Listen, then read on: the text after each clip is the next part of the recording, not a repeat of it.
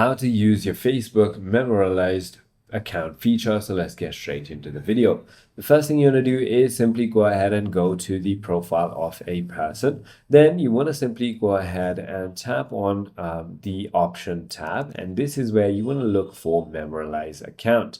Once you simply go ahead and do that, or if that doesn't work, or by clicking on triple dot you doesn't show you that, you want to look for the Find Support or Report Profile tab, and then select Memorialize the account. Once you've done that, you can simply go ahead and literally go ahead and choose an option right over here, like I am a family member, I am the executor, or this person passed away.